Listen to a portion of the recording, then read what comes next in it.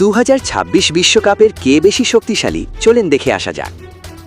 2026 বিশ্বকাপের আগে কাগজে কলমে দুই দলই খুব শক্তিশালী, তবে সাম্প্রতিক পারফরম্যান্স বিবেচনায় আর্জেন্টিনা সামান্য এগিয়ে বলা যায়। তারা দক্ষিণ আমেরিকার বাছাই পর্বের শীর্ষে ছিল এবং গত কয়েক বছরে ধারাবাহিকভাবে ভালো খেলেছে। অন্যদিকে ব্রাজিল এখনও বিশ্বের সবচেয়ে প্রতিভাবান দলগুলোর একটি। নতুন কোচ কার্লো আনসেলত্তির অধীনে দলটি শক্তিশালী হয়েছে, আর দলে আছে ভিনিসিয়াস জুনিয়র, নেইমার, এনরিকদের মতো তারকা। আর্জেন্টিনার শক্তি, স্থিতিশীল দল, বিশ্বকাপ জয়ী কোর এখনও আছে, লায়নেল মেসির নেতৃত্ব, শক্তিশালী মিডফিল্ড ও রক্ষণভাগ। ব্রাজিলের শক্তি, আক্রমণ ভাগে অসাধারণ গতি ও দক্ষতা, তরুণ ও অভিজ্ঞ খেলোয়াড়ের মিশ্রণ, নতুন কোচের কৌশলগত অভিজ্ঞতা। তবে ব্রাজিল বনাম আর্জেন্টিনার সাধারণ ম্যাচে যে কোনো দল জিততে পারে। ফুটবলে এই দুই দলের ব্যবধান খুবই কম।